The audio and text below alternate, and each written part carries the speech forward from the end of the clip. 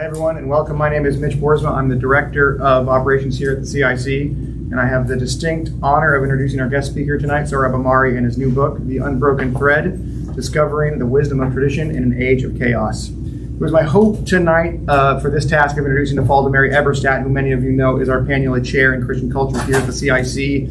She very much wished to be here, but she had a long scheduled dental operation this morning, so certainly out of service for talking or anything of the sort. She did, however, have a few reflections on the book and some words of congratulations for Sohrab that she wanted to share with all of you tonight. So I'm going to take the liberty of sharing those with you now before handing the stage over to Sohrab, recognizing full well that I am the second best option for this task. So here's Mary. First, congratulations to Sohrab on this new book. It's wise, full of inspirational stories, powerfully argued, and entertaining to read. It's a rare combination of literary virtues. The Unbroken Thread is also a fine example of apologetics without apology and of serious learning handled lightly. The book's tone and sweep remind me of the classic works of Will and Ariel Durant, two of the 20th century's best popularizers and defenders of Western civilization, especially since Western civ has come under overt, if increasingly ill-informed, attack. We've needed more writers like them. The Unbroken Thread is a spirited addition to the club. For openers, I'd like to offer a few brief reflections on the book's argument. First, in addition to its sure success in ruffling feathers in all the best places, its thesis has the benefit of being right and elemental. As the author says, putting into words the fears of many parents today, what kind of man will contemporary Western culture chisel out of my son? That is a question before every parent and every person who cares about the United States to come. Once upon a time, and not that long ago, many people would have answered that creating a better America meant simply more and more freedom. By 2021, that answer has become far from self-evident. More freedom and less regulation help to fuel, not ameliorate, the opioid and heroin and fentanyl crisis. As Sohrab shows, more freedom and less regulation also do not diminish the pornography that poisons kids and wrecks romances. As he also notes, it is liberalism's unthinking promise of, quote, more freedom, meaning in practice its reckless undermining of all authority, that laid the groundwork for today's cancel culture. To the extent that we do need more freedom, such as more genuine free speech, it is to correct what license, and not the absence of license, created in the first place. Second, the world needs this book in another sense, because it is an act of posterity. It is a handing down of distilled truths, pursued and thrashed out at personal cost, for the benefit of someone who cannot yet understand them. It also seems that in devising this act of posterity, Sohrab hits, as he so often does, on one of the deepest fault lines of our time. Let's call it the posterity gap. The haves and have-nots of our time are not those of yesterday's material-minded world. Today's gap isn't over bling. At the rate of exciting people who might fruitlessly try to aggravate on Twitter, today's divide is not only about race or gender either. Rather, Americans appear split between those who believe that our past abounds with civilizational treasures, heroes, and traditions that we should pass on, and those who disdain and would trample underfoot in rage every last one of those things. The idea that the religious, philosophical, artistic, literary, and other traditions of the West are not treasures is one of the most lethal of our age. That idea has been contaminating the humanities for over half a century now, and it has now brought forth a spectacle inimical to humanity itself. Legions of people, most of them young, who believe that everything predating them is mere and useless social contract. Those people, more than any others, need the knowledge and wisdom of the past, including as the Unbroken Thread distills them. Confucius, Augustine, Aquinas are all far better companions for the young man than the self-dealing hucksters and wounded psyches who govern so much of our conversational agenda today. Young people are being fed lies for one reason above all, because the authorities around them don't care if they find a way to a good or fulfilled life or not. So let's hope they find their way to this book and to other works that aspire to put out positive truths rather than negative lies. And if those who argue on behalf of tradition take flack for it, as we all do, so be it. Cowardice and self-censorship are getting old. The emboldened counterculture is just getting started, and the Unbroken Thread helps to pick up the pace. So with that reflection from Mary, I now relinquish the stage to our guest tonight, who, during his day job, acts as the op-ed editor of the New York Post and a columnist for First Things. Ladies and gentlemen, Sohrab Ahmari.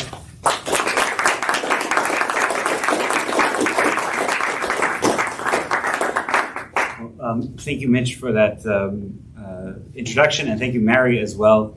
Thanks to the Catholic Information Center Rosemary, Midge, Father Charles, Angelica for hosting me. This is the second book that I'm launching at the CIC. The last time I did one was my spiritual memoir, and it was under different circumstances because it was in the before times. Nevertheless, there's something wonderful about being able to be, after what we went through in 2020, to come back and still have the CIC doing what it does best, sharing. And yeah, let's give them a round of applause. Creating a space for ideas for Christian fellowship in the heart of our capital. Mary Eberstadt's kind introduction kind of laid the framework for the book, so I won't dwell on it too much, just to tell you, as you know, the arc of a book launch or a book tour goes like this. The first few times the author tends to read, and that's what I intend to do. I apologize about that, because at some point then you hit a kind of Zen-like peak where you don't need to refer back to the book at all, and you just sort of float on your own ideas. I'm not quite there yet, so I'd like to share a bit from the book with you. But before I do that, I'll just very briefly say that this is a book that I wrote for my son. He's 4 years old now. He was 2 when I started writing it, and so he just was basically able to play with string cheese and make letters of the alphabet with string cheese. So he's not at all anywhere near where he could really appreciate this book. But I did write it for him as an act of posterity, as Mary said, because I'm worried about, I almost feel like I don't need to describe the conditions that worry me as a father. And it's not like I'm worried that he'll just become, I don't know, like an opioid addict, although it's unfortunately can't rule that out in a definitive way. He'll probably inherit his parents' upper middle class status. What I'm worried about is he'll just live a life of zero moral purpose. He's named after St. Maximilian Kolbe, the great Polish martyr and saint who, as most of you know, laid down his life for a stranger at Auschwitz. And as I looked around and I became a father, I wanted to pass on something solid to my son, more than just myself, which, in some ways I'm like the perfect subject of liberal order. I can travel everywhere. Before COVID times, I could travel everywhere. I could work anywhere. And yet that wasn't enough. I wanted to hand on something more solid. So, and in a way, I wanted to lasso him back to the idealism that is encapsulated in St. Maximilian's decision to lay down his life for a stranger. And then as well, the formation of authority, of tradition, of religious faith that made possible that great act of sacrifice. And so how do I do that? As a journalist, I'm not a theologian, I'm not a philosopher, but I can pose as a journalist questions that I think have been ignored by our kind of contemporary cultural, social, political arrangements. So the book, The Unbroken Thread, is a book of a dozen unasked questions, and each of them is explored through the life of one great thinker. About a third are Catholics, but there are also Protestant thinkers like C.S. Lewis. Confucius is there, and some surprising ones like Andrea Dworkin, the radical feminist, talking about whether sex is a private matter. And I do the exploration of the themes through the work of each of these thinkers rather than my own original contribution. And at the very outset, I say that this book contains, in a way, nothing original. I'm just telling the stories of ideas. So with that, I wanted to share a bit from one of the questions, which is question 9 in the book, and it's what is freedom for? And I'll dive right in, if you don't mind. I'll read a little bit. If you were coming to a later stage book launch, I would not be reading as much, but I think this is fair enough early on. So I begin. Commencement addresses rarely make headlines, because most speakers do little more than string together cliches and bromides. But when Alexander Solzhenitsyn addressed Harvard University's graduating class of 1978, his words traveled far beyond the collegiate precincts of Cambridge, Massachusetts. For months afterwards, the Harvard speech was all Western opinion makers could talk about, and not in a good way. His hosts assumed that he would follow a certain script. Having documented the horrors behind the Iron Curtain before making his home in the land of the free, he was expected to sing his variation on the immigrant's ode to America. Solzhenitsyn recalled in his memoir, "What was mainly expected of me was the gratitude of the exile and the immigrant to the great Atlantic fortress of liberty," end quote. But he wasn't one to follow ideological scripts. else he would have thrived as a court writer under communism, nor was he in the mood to flatter anyone. On the day, an audience of some 20,000 students, professors, and others, plus a large contingent of journalists, packed Harvard Yard to hear him. Dressed in a drab military-style jacket, with his penetrating gaze and Rasputinist beard, the great man must have cut an intimidating figure among the Ivy elites. A heavy rain fell as Solzhenitsyn stood up to speak. No one scurried away to avoid the downpour, though many hadn't brought umbrellas. After a long and preemptive standing ovation from the audience, he delivered his address in Russian with a simultaneous English translation broadcast over his piercing voice. Harvard's motto, he began, is veritas, truth, and he had come to share bitterer truths. The rain, it turned out, had been a sign of a brooding message to come. The title of his speech was A World Split Apart, evoking the division in that age between two nuclear superpowers, the one he had fled and the one he had fled to.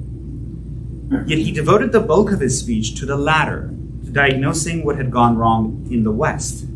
He saw in the West an ever-expanding culture of what he called legalism, one that allowed and even encouraged individuals to pursue their own selfish ends up to the limit of the law. Having lived under a lawless regime, he knew how invaluable was the rule of law. Even so, quote, a society with no other scale but the legal is one also less worthy of man. For such a society, quote, fails to take advantage of the full range of human possibilities.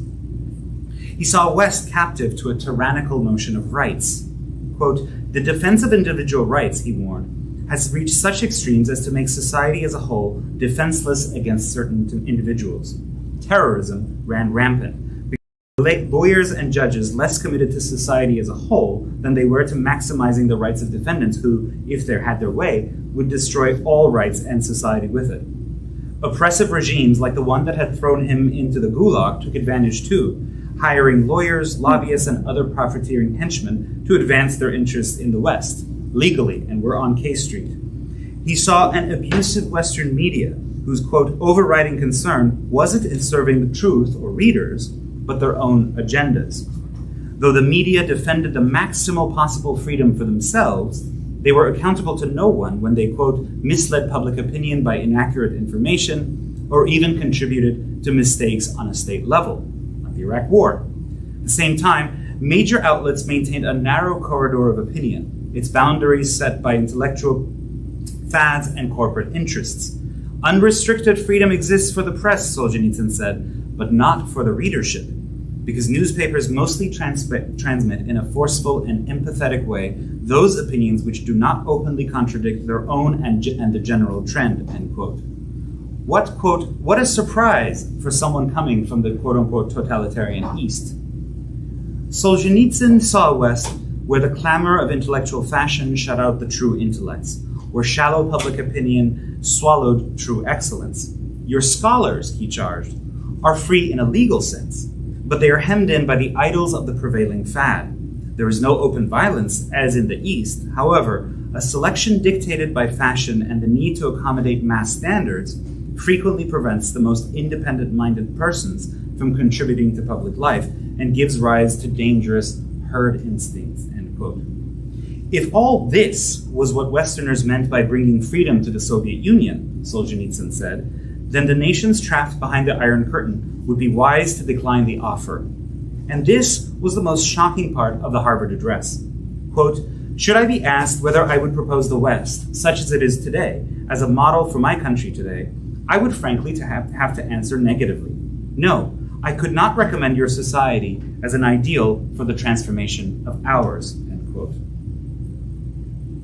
While a few hisses rose up from Harvard Yard as he spoke, his words, for the most part, elicited bursts of applause from the audience. But afterward, the media and the commentariat he had lacerated went to work. He got ratioed. Soon, it would become clear that the whirlwind Solzhenitsyn launched at Harvard had permanently unsettled his own reception in the West, turning him from celebrated dissident into reviled reactionary and kooky mystic. The reviews, as they say, were bad. The upshot was that while Solzhenitsyn was undoubtedly a master writer and a brave heart of a man, His social and political ideas were not only wrong, but positively sinister, the product of a peculiarly Russian type of obscurantism and a lack of appreciation for what the free world was about. In so many polite turns of phrase, the prestige press, save for the exception of George Will, framed him as a theocrat and an authoritarian.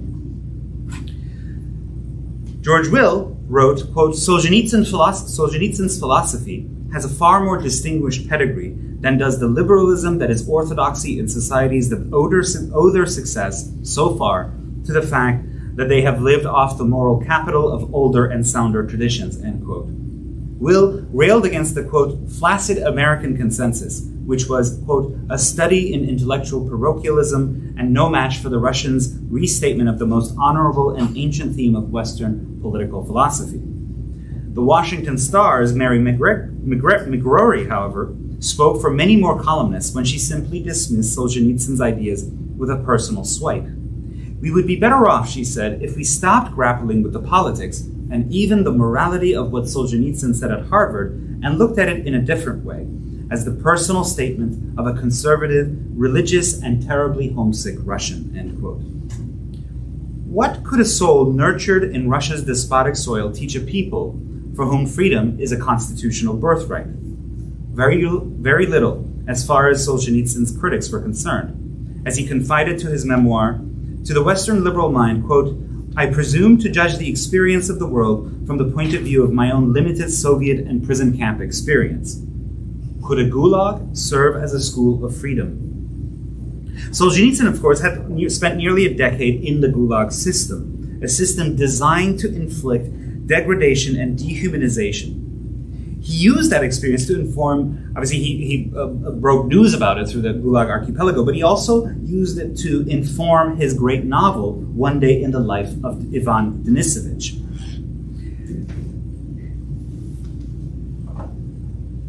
And the question of the novel, going beyond its historical moment, is how does one preserve one's humanity in circumstances in which the entire system is designed to make you feel less than fully human, and where the margins of human freedom and dignity are so narrow as to be almost non-existent. That, for Solzhenitsyn, is the great challenge of the Gulag. A Zek, a prisoner, can either refuse to succumb to the baser side of his nature, despite all the external pressures and temptations, or he can let loose that base nature and let it do to himself and to other prisoners as it might. The one course of action leads to inner freedom, the other to a slavery worse than any gulag, because it enchains the heart and mind. So he draws this out in the contrast between two characters. Shukhov, the protagonist, he works hard, he serves his fellow prisoners, and he ends the day, the one day in the life of Ivan Denisovich, a day in a gulag, actually happy and contented. Fetyukov is a different character in the story. It tries to take every advantage, scrounges away every kind of last morsel of food that he can, and every last drag off every last cigarette butt. And at the end of the day, he ends it miserably. He has debased himself through the gulag, so that you see that even in a situation in which the margin of choices available to individuals is extremely narrow, it is possible to be interiorly free. Shukhov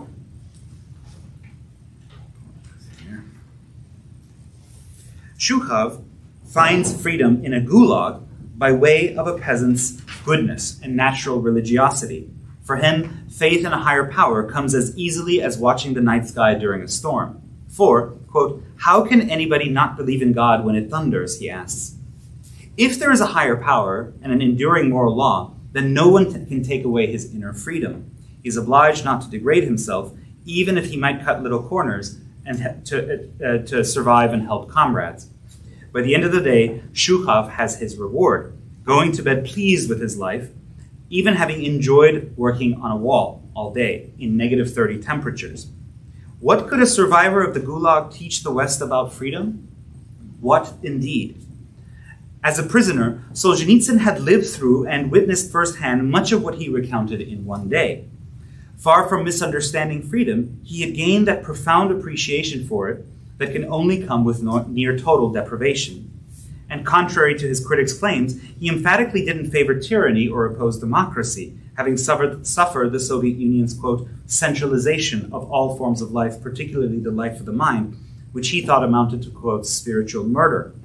But could it be that the liberal West, having reduced freedom to a bare legalism and the absence of natural and traditional barriers, was also unfree, only in a different way?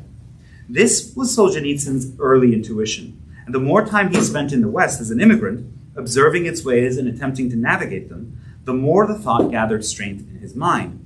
The loss of many barriers against the individual will, he concluded, had paradoxically robbed Western life of its true freedom. An excess of rights had paved the way to a new serfdom, creating a society in which the Fetyukov type thrived. He saw this first in the misdeeds of the Western media. Reporters mobbed him from the second he arrived at the Bavarian home of the German novelist Heinrich Böll, his first destination in exile. Aware of how vulnerable his friends and loved ones were back home, Solzhenitsyn declined all interviews, that is, except with one reporter who had assisted him greatly in Russia. This sent another journalist into such a fit of jealousy that he published a story claiming that the reporter who had been rewarded had brought Solzhenitsyn a secret message from his wife. That was an outright falsehood. It could have endangered Solzhenitsyn's wife, who was then trying desperately to protect the author's archives from the KGB in Moscow before escaping herself, and it jeopardized the ability of the honest reporter to work in the Soviet capital. Yet neither the envious reporter who had written the false story nor his outlet took any responsibility or showed any remorse. Solzhenitsyn recalled in his memoir, quote, "Every encounter I had with the media in my first days in the West filled me with bewilderment," end quote. Then there was the mean legalism that permeated the West's commercial practices and its social climate. Solzhenitsyn's books were global blockbusters, but he had written them with a moral and spiritual purpose, namely to awaken the world to the evils of the Soviet Union and to help liberate his compatriots. He had put together One Day in the Life of Ivan Denisovich and the Gulag Archipelago in the bricklaying spirit of his character Shukhov, an outpouring of solidarity, a writerly act of true freedom. Yet in one country, bookshops refused to honor his request to sell the archipelago at a lower markup than they would books of similar length so that more people could read it. In another country, one publisher kept bringing out pirated, mangled, and badly translated editions of his works. Why? To profit off of his literary labor. In America, one of the largest corporate publishers tried to nickel and dime him at every turn, drawing up staggeringly one-sided publishing contracts in which every risk and even the smallest costs were laid on the author's shoulders. "We honor your sacrifice, Mr. Solzhenitsyn, but as the contract signed on your behalf here says, the author must bear all incidental postal charges for mailing review copies and for the production of an index." Most of the sophisticated hucksters who took control of his book's foreign rights, including one especially predatory Wall Street man, were quite indifferent to the literary and political aspects. All they cared about was that, quote, "something of material value is lying untapped and that a hefty profit might be made from it," end quote. To assert his rights, he would have to go to court against publishers that treated his blood equity as a commodity, and, quote, "God, how I balk at this with my entire soul." Western-style litigation, he concluded, was, quote, "a profanation of the soul, an ulceration. As the world has drawn to entered a legal era, gradually replacing man's conscience with law, as the spiritual level of the world has sunk, the legal world, nothing but chicanery." The various publishers even went to war among themselves over his material, and when he tried to reconcile them, they would insist on fighting to the last in the courts. Quote, "The Western court system is drowned in a litigious quagmire, choked by the letter of the law, the thread of its spirit lost, so often affording crooks and swindlers an advantage," end quote. In the West, the spirit of Fetyukov so often triumphed legally over the spirit of Shukhov. Most shocking of all was how this obsessive profiteering motive even worked to the advantage of communist regimes. He saw this crisply soon after his arrival in the West, when a Swiss trading company dismissed one of its interpreters over complaints from a Soviet client. The client had attacked Solzhenitsyn's writing, and the interpreter had asked, "But have you read Solzhenitsyn?" which was enough to get her fired. And this in, quote, "the oldest democracy in Europe, independent and free." At one point, Solzhenitsyn was even taken advantage of by the contractors he hired to build his house in rural Vermont. where he settled after leaving Europe. They dragged out the work, did a shoddy job in places, and stung him with an unaccountably fat invoice.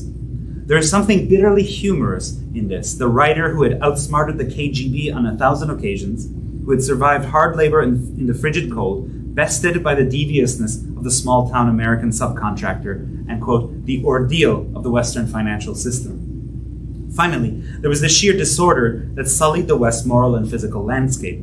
On a tour of Italy, Solzhenitsyn saw the country's monumental glories, quote, covered with graffiti, painted with hammers and sickles, slogans and threats. Police are killers. Death to fascist Christian Democrats. Columns that had survived barbarian invasions and Lord knows what else now blared, long live proletarian violence, end quote.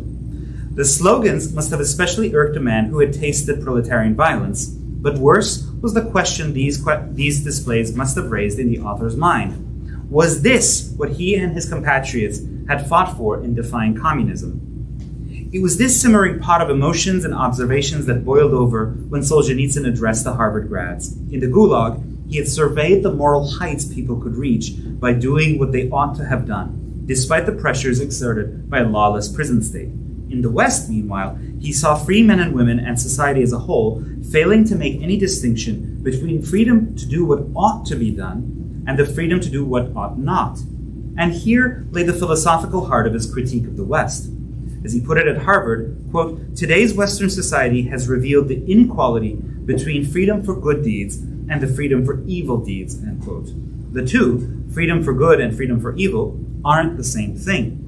The latter doesn't even qualify as freedom since it breeds self-degradation. Solzhenitsyn saw this in concentrated form in the lives of prisoners like Fetyukov, but the idea stretches all the way back to the Bible. Everyone who commits sin is a slave to sin, John chapter 8, verse 34. How had the West come to mistake false freedom for the genuine article? Solzhenitsyn traced the error back to Renaissance humanism and its benevolent hope that, quote, man, the master of the world, does not bear any evil within himself. That hope had found political expression in the European Age of Enlightenment and, quote, became the basis for what could be called rationalistic humanism or humanistic autonomy, end quote. Put another way, human beings took themselves as their own moral scale and, surprise, concluded that they were pretty good. Pretty good. This soon led to the erasure of the ancient distinction between freedom for good and license for evil. If humans were good on their own, naturally so, then an unbound humanity free to exercise autonomy in every realm and direction could only be a good thing. Western-style liberalism and communism shared this faith in the basic goodness of the autonomous human being. Both hallowed the autonomous human, quote, as the center of all. Despite their differences over how to free humanity from all natural and traditional constraints, whether to do so collectively or individually, the two ideologies were twin children of the same parent philosophy. In this sense, the Cold War world was, in fact, united. Its two halves were riffing on the same melody in two different keys. It was easy to see how communism's vision of unbound human rule had in practice led to the absolute loss of true freedom, to the Gulag, to the killing field, to the torture chamber. The West's affirmations, however, were more diffuse and subtle, but no less real. In the West, Solzhenitsyn reflected in his memoir, quote, the notion of freedom has been diverted to unbridled passion. In other words, in the direction of the forces of evil so that nobody's freedom could be limited, end quote. The only limit is the law, and law exists to maximize individual autonomy up to the point of harming others and sometimes beyond it. Law gives the advantage to 1,000 advantage-seeking Fetyukovs. The reigning ideology that prosperity and the accumulation of material riches are to be valued above all else, Solzhenitsyn wrote, is leading to a weakening of character in the West, end quote. Poor Fetyukov at least had the excuse of Gulag conditions. What excuse have those who use their freedom to chip away at the hole in the high, here in the West, ultimately to enslave themselves? In the decades since Alexander Solzhenitsyn issued his Jeremiad in the true prophetic sense, the conditions he diagnosed have only worsened. We have demolished many barriers in the name of freedom, and the demolition job has left us paradoxically less free. Our market fundamentalism, for example, has penetrated deep into the popular psyche. More systematically, it has abetted the rise of a tech oligarchy that seeks to reshape not just how and how much people work, but how and how much they think.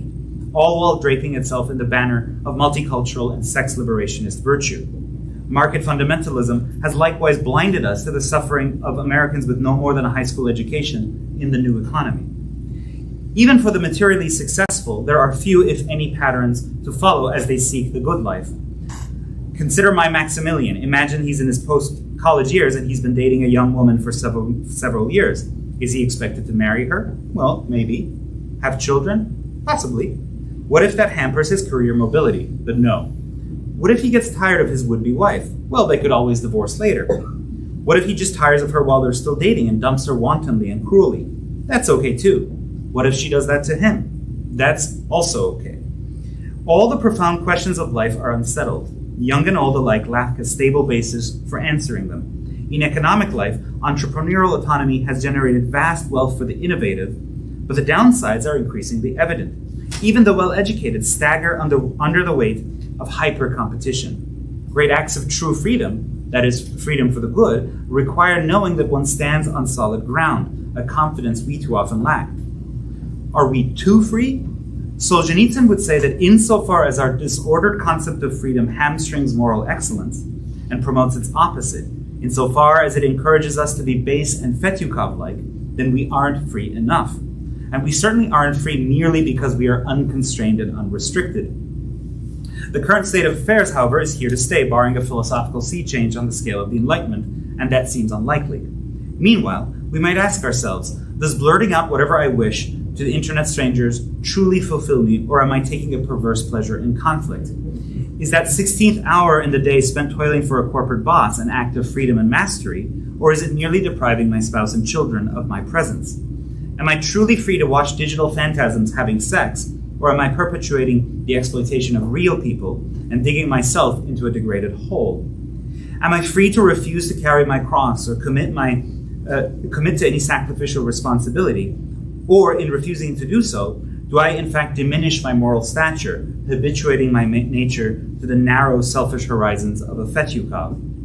Each of us has to work within the sphere of life entrusted to us, to carefully discern true freedom from its seductive counterfeits. Then we might give a new and true meaning to our common aspiration to a land of the free. Alexander Solzhenitsyn returned to his native land on May 27, 1994, following the collapse of the Soviet Union. As the New York Times reported, he chose to land first in the Siberian Northeast, in Magadan, the former heart of the Gulag. And the first thing he did was to touch the bloodstained soil in tribute to the 60 million victims of the Soviet system. He died in 2008 in Moscow, having outlived the Gulag state by 17 years. Thank you very much.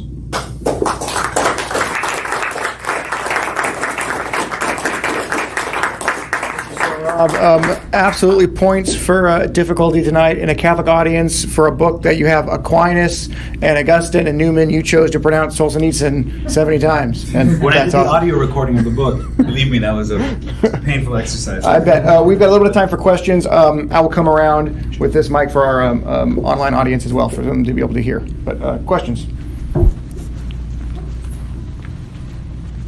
Thanks so much for your talk. Do you see your book as part of a larger conversation or unbroken thread? Yeah, of course. I mean, that's every author's hope is to feed into a larger conversation. It is a truly mission-driven work in a way that nothing else I've written, because it's for my son. I constantly tell people this 3-word slogan: look around you. Things are really bad, and the stakes are very high when you have children. So yes, absolutely, I have to kind of feed into a larger conversation. There is an aspect of this. I mean, I see my friend Sohrab Ahmari, the audience. We did a clubhouse event on the book last night. And there's an element of this because, traditions are, for the most part, are supposed to be taken for granted. You shouldn't have to recover them in this way. And so I acknowledge that. I think in the spirit of the book very openly that that we do have an act of almost kind of a moral archaeology to do. It is especially painful. I mean, I'm in Washington, and I have so many critics in this city where, you say something like, politics should be ordered around the common good, and and they'll say, well, that sounds like Franco. that sounds like Mao. And you're sort of like, no, that sounds like Aristotle. So it means having to go through a kind of ideological blockage where anything that could possibly hint of a kind of political imagination, where things that were taken for granted for much of human, Western political history, is now suspect. It's an uphill battle, and so I hope that this book lights a candle for a different way of looking at the world. So thank you for coming, Sohrab. My question is about good governance. So the sort of Adrian Vermeule camp, there's this sort of idea like that the administrative state is the best way to kind of take care of a lot of our problems with the state of culture today. And I think there's a lot of merit to that. Do you think that that's necessarily the approach? Do you think that we need to do it more on a local level, kind of like, hey, locality, ban drag queen story hour? Do you think it's a combination? What are your thoughts?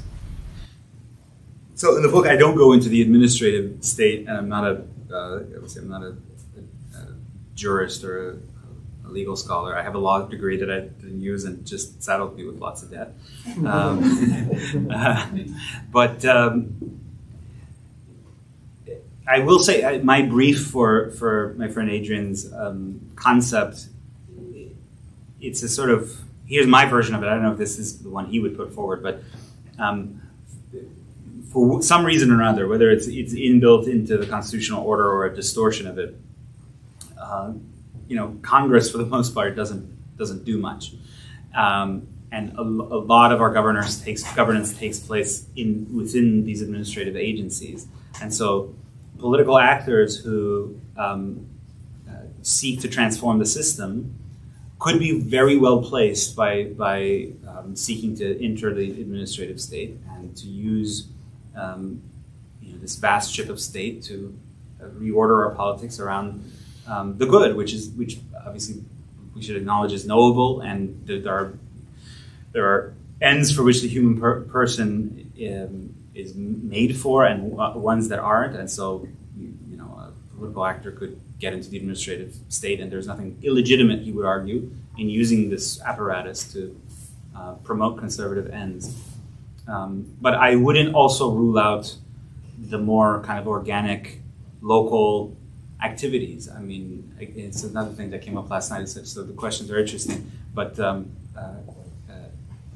obviously we should want people, Christians, to enter politics at the local level. You could do a lot, and I think there is a tendency to for everyone to want to come to this town, and that may be part of the design, but the local community matters a lot. There's also, not just in terms of how you operate in politics, but I find with a lot of conservatives, young conservatives will send me op-eds, and it'll be like, my thoughts on charter schools and teachers' unions, and I'm just like, I'm sorry, you're 21 years old. Why would I care what you think about these? It's not like, but what you can do locally is, I want you, young person who pitched me this op-ed, go pick up the phone, go talk to the union person whom you think is wrong, and maybe she is wrong, but go talk to them, and also go to the classrooms, and insofar as there are classrooms anymore, but whatever, but do reporting in where you are. I think that's very important. This kind of tendency to just always, everyone on the right just immediately wants to be George Will or Ben Shapiro, and so that means that we don't have enough, New Yorker, Atlantic type reporters, and so. I'm veering off your question in a way, but I'm talking about my own world where I think the local matters. You're absolutely right. Everyone on our side is a thought leader with a capital T and a capital L, and that's a betrayal of local commitment as well. I know I veered off, but no, that's a great answer.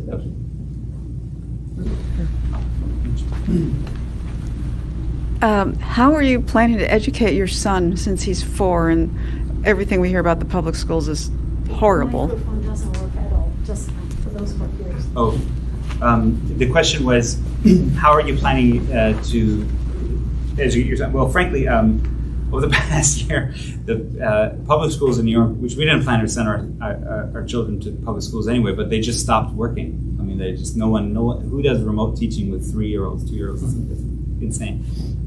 So we have our children in archdiocesan schools, I mean, I just got to make a plug for him. Cardinal Dolan, God bless him, kept Catholic schools open and full time, in person. This seems like a very minimal thing to be grateful for, but it's very important. One of the chapters of the book I deal with is the question is, what do you owe your body? And it's the idea that human beings are not contrary to the ancient Gnostics, but also their kind of contemporary heirs, or that we're not just sort of spiritual beings that happen to be trapped in fleshly apparatus of the body and could therefore just seek to liberate that spiritual or mental element away from the body, but that we are fully ourselves within the body, and that the body as a limit makes us fully human. So schooling that's just remote, whether it's at the university level or down to the pre-K3, which is where Max is inhuman. It's not really schooling. People learn not just by kind of having information transmitted to them over a screen, but through interaction with a mentor, and that's an embodied relationship. So that sounds like a very minimal, but for now, just the fact that we have in-person schooling thanks to the Catholic school system, I'm very grateful for. Next one. Here. Obviously, I haven't yet read the book, but if this is a book for your son, why Andrea Dworkin? That's a really good question. Why Andrea Dworkin? The chapter that's focused around Andrea Dworkin is titled, "Is Sex a Private Matter?" And I argue in setting up that we live in an age of sexual schizophrenia, where on the one hand, the ideal of sexual autonomism, or maximal sexual autonomy that really took off with the sexual revolution, is as powerful as it ever was, right? Like, sex is just fun, do whatever you want, there's no norm governing it except consent and avoidance of disease. That is the kind of elite ideology around sex. At the same time, we're seeing that sexual autonomy comes with very high costs, and that's the other side of the kind of this schizophrenic coin, where you have the Me Too movement, which is this reckoning at its best. I mean, the Me Too movement has been abused politically and so on and so forth, but at its best, it's a recognition that sexual liberation also ended up empowering a lot of caddish men, and caused women to be degraded and to suffer in the workplace. So the question becomes: is sex really private? Is what people do in the bedroom, does it not have wider ramifications for how we order our society? And Andrea Dworkin was a great believer in the idea that sex is not private. That if there's abuse going on in the bedroom, it ripples out into how the sexes relate in the public sphere, and it causes the kind of objectification, degradation of women. She was a radical feminist. And I argue, but after John Cavadini, the great Notre Dame kind of Orthodox Augustinian scholar, that in that sense, she was weirdly a traditionalist. She would reject the label, obviously. She would be horrified to be next to the other figures featured in this book if she were still around. Nevertheless, the idea that sex has public ramifications and therefore there's something troubling about what happens can also be found in the City of God. There's a famous passage in the City of God where St. Augustine makes fun of the kind of Roman ideology of the first night of marriage, where it's not just the bride and groom together in the marital bedroom, but there has to be the whole host of polytheistic Roman gods. The Venus has to hold her down, Prima has to do this, all of it is essentially, as St. Augustine said, that's there to legitimate what was about to happen, which is the ravishing of this weaker creature that feels powerless before what's about to happen. So it's a very uncomfortable and passage even across 1600 years, and that is John Cavadini, the Notre Dame scholar, argues that in that sense, St. Augustine and Andrew Dworkin share a lot more with each other than either does with our kind of happy-go-lucky attitude about sex, where there's nothing troubling about it as long as you're just, seek consent and be wholesome about it, do whatever else you want. But there is we have to think about what happens there. This is problematic. And to create a norm around sexuality that's humane. Now, St. Augustine would trace what had gone wrong in human sexuality to the fall and our defective will, where even if you approach your partner with the purest intentions, you nevertheless are overcome with dominating lust. And so there's a way to correct for that through grace and in marriage and so forth. Andrew Dworkin just thought he was built into the mechanics of the act were just horrible and downright wrong. So in that sense, I say in the chapter that I reject her, because that also is a kind of Gnostic rejection of the body as well. And but insofar as they would argue that dominating lust is potentially inherent in human sexuality and therefore needs to be counteracted somehow, I think St. Augustine, who's one of the other characters in the book, and Andrea Dworkin share a lot more than either does with liberal ideology about sex. Thank you. I love the frame of this book. It's beautiful. But I wonder whether are there particular lessons in this that you would emphasize for men as opposed to women, or for women as opposed to men in this day and age? So, were there to be a second edition with a letter to a daughter, would that add anything or emphasize anything differently? No. It's just that the book was conceived when we only had the one child. So all the lessons are addressed to potentially both sexes. So there's not so nothing different. But it's funny. A colleague of mine constantly says, your daughter's going to be mad when she grows up because she doesn't have a book devoted to her, or dedicated to her. But I'm writing other books.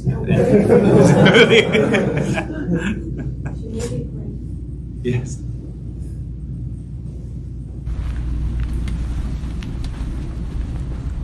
You mentioned something about how identity has really been moved into a higher currency in the social media era, and we've also seen this in our politics as well. What, in your reading and studies and going into this new world, sort of consumed with identity is what defines you, your upbringing, your social background defines your success or your current existence. I was curious whether you had any message on that level. To me, it's not identity itself that's a troubling concept. It's our version of identity, which is so narrow, as you said,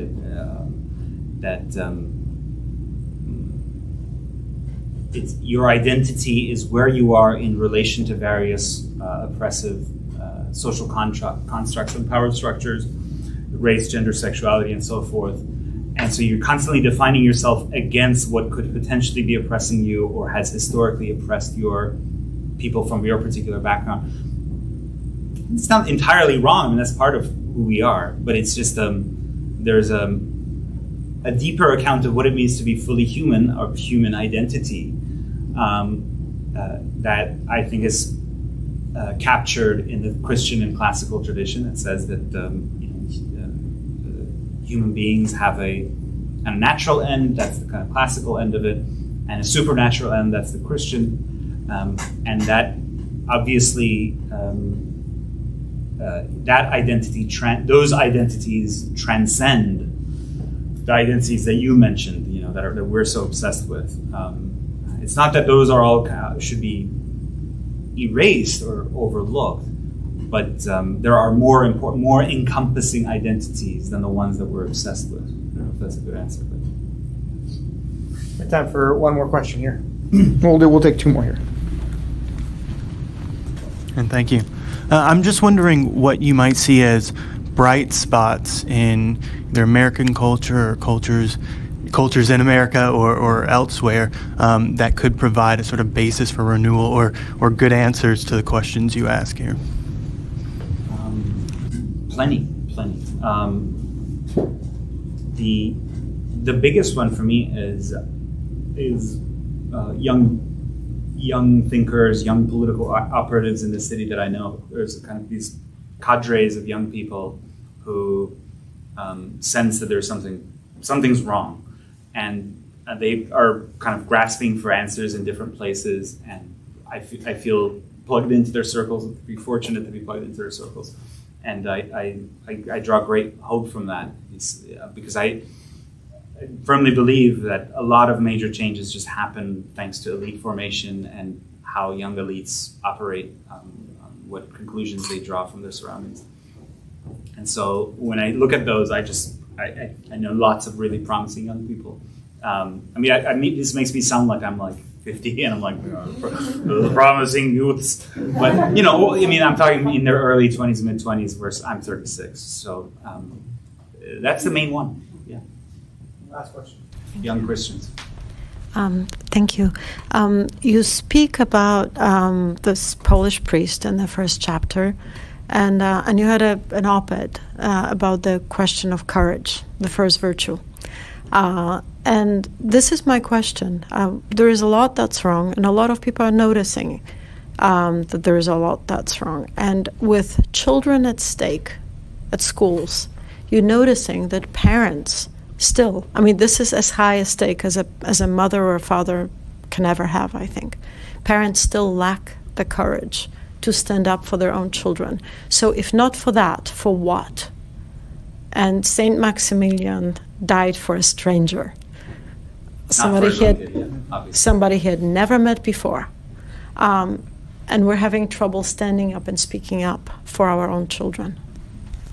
That's a really good question. So, I mean, the op-ed that I wrote in the Monday Post is an attempt to it's a book launch op-ed, so I try to make a novel argument. It's not in the book per se, but, I live in New York City, which is not too different from Metro Washington, and I'm constantly approached by parents of children older than my children. Their kids are going to these elite private schools, Brearley, Dalton, blah, blah, blah.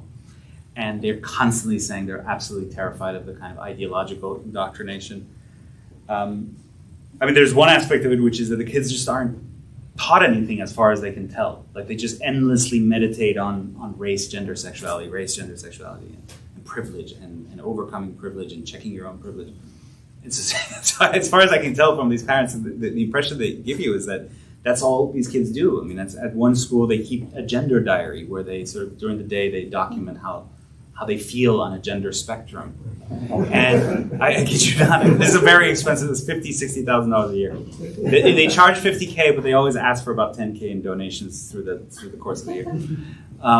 So that's one part of it. But also, I mean, they constantly be telling kids that you're sort of guilty of a racial sin, which in my case, because my wife's Chinese, we also know lots of Asian parents and they're immigrants and they're sort of like especially puzzled by this kind of because they're coded as part of the sinful group, the group that has to do penance, and so they're like, "But I just came here 10 years ago." So yeah, but as I kind of cynically or in a dark mode confess in that op-ed, at the end of the day, as the kind of only conservative they know, I'm the receptacle for this anguish. And they're willing to confide in me and sometimes leak stuff to me, and it's interesting. But at the end of the day, that school will lead to an Ivy education. And so they're not really, they will show up for those kind of CRT, critical race theory trainings where you're supposed to keep the camera on to show that you're paying attention. It's just really sinister. They'll show up and they'll just go through the motions, kind of like the greengrocer in Václav Havel's famous essay where you just put up the sign that says, workers of the world unite, even though you don't believe in it, you know that even the Communist Party apparatchiks didn't believe in it, but you both pretend. Same thing with these parents, except in a supposedly free society. This is a problem of at least a part of our elites, where even if they recognize there's something wrong, you got to get your kid into the next thing, get ahead. And so I bring up the example as a contrast of what it takes to really confront movements like this is something like St. Maximilian Kolbe, who has this kind of grounding in moral absolutes. There's no right, and this idea of love that's just so striking in a place like Auschwitz. So he lays down his life for a stranger. I'm not saying everyone should do that, and please God, we won't end up in a situation where we'll have to do that in camps or whatever. But at least in this situation where you can be free, exercise it. Oh, there are hopeful signs, though. I don't know if you saw, there was a parent at Beerley who published a public letter. We ran it in the New York Post. Basically, he was just saying, "What is this? You're not teaching my kids anything other than, self-hatred and racial agony, and this is not healthy." So hopefully, that ferment will lead to maybe new institutions. Please join me. Thank you, Sohrab.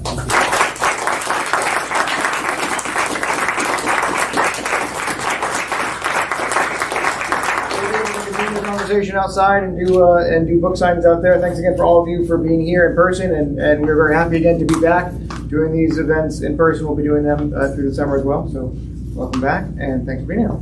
Go ahead.